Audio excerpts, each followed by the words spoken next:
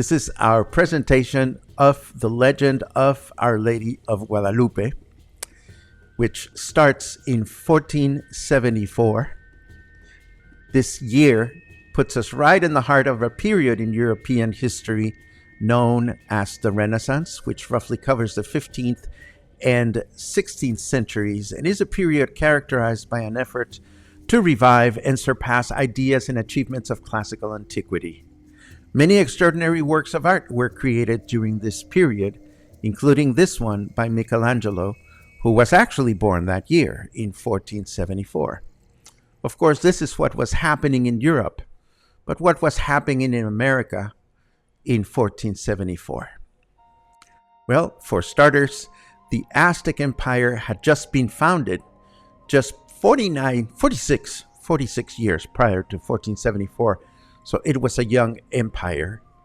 And of course, the Spanish conquistadors did not reach Mexican coasts until 1519 or 45 years later.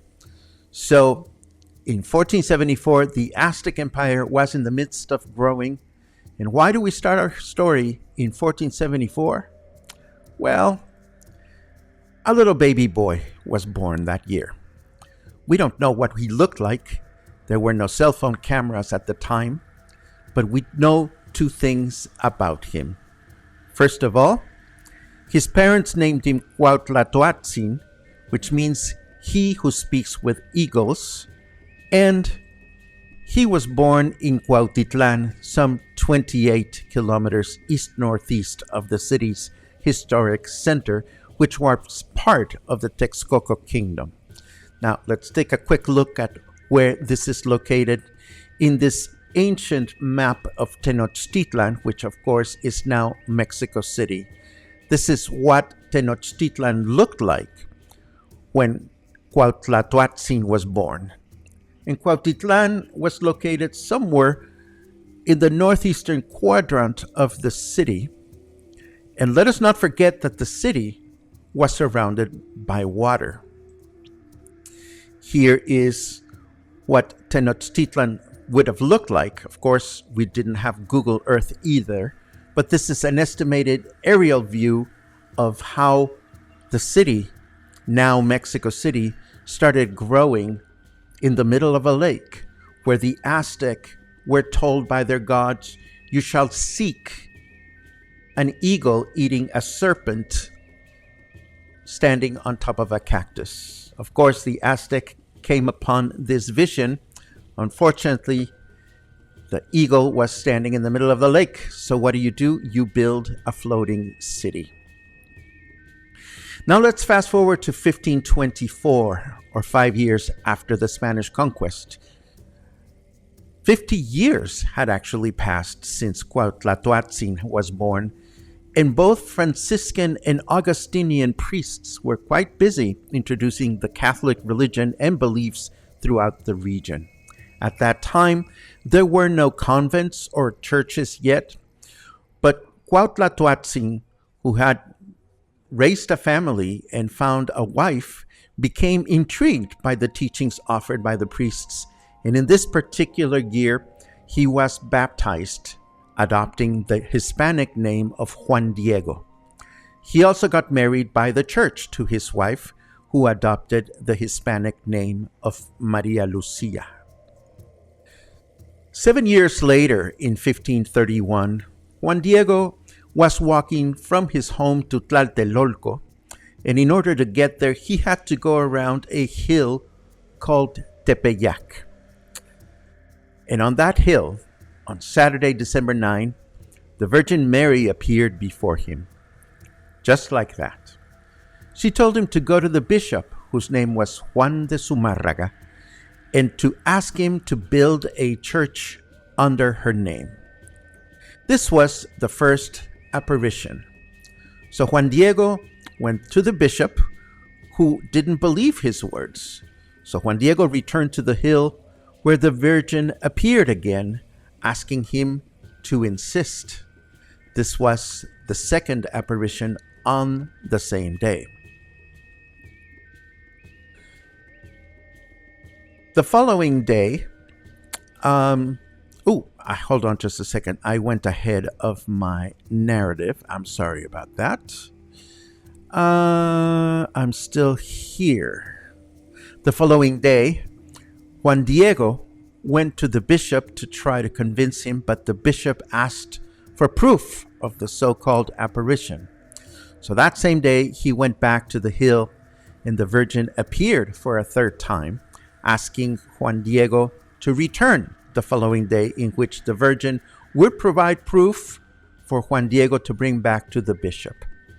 But the following day was a Monday, and instead of going back to the hill to look for the Virgin, Juan Diego found his uncle Juan Bernardino quite ill, and feeling that death was coming, the uncle asked Juan Diego to go find a confessor. So early in the morning on Tuesday, December 12th, Juan Diego decided to prioritize the well-being of his uncle and attempted to avoid the hill where he had encountered the Virgin, so he took an alternate route. But wouldn't you know it, the Virgin popped up along his path, so he had no choice but to confess to her his motives, and this was the fourth apparition. After explaining the situation about his uncle, the Virgin told him, "I hear you, and I understand, but you do not have to worry. Am I not here? Am I not your mother?" So Juan Diego asked for the sign he was to deliver to the bishop, and the Virgin Mary sent him to collect some flowers on the hill, collecting them on his tilma, or cloak.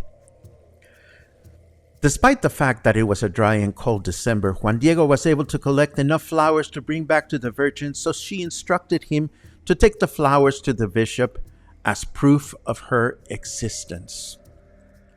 Once he reached Bishop Zumárraga, Juan Diego opened his cloak to let the flowers fall to the ground, and quite inexplicably, the image of the Virgin appeared on the fabric of the cloak.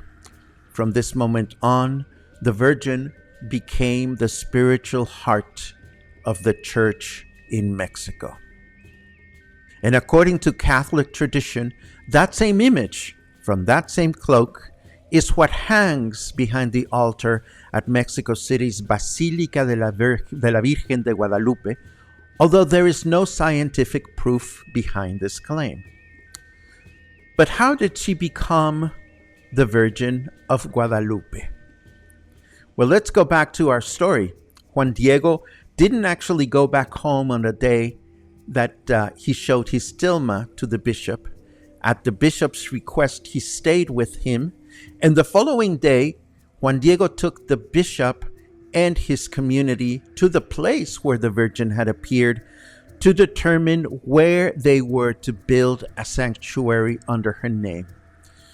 The bishop and his men later on accompanied Juan Diego to his home, where he found his uncle completely healed and free of any disease.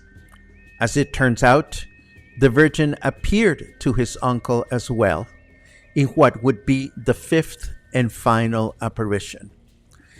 It was the Virgin herself who told the uncle that she wanted to be known as the Virgin Santa Maria de Guadalupe. Juan Diego was so moved by the whole experience that he left his home and family, and with the bishop's permission, he spent the rest of his life in a humble shack next to the chapel that had been built where the Virgin of Guadalupe had appeared, keeping it clean and tidy.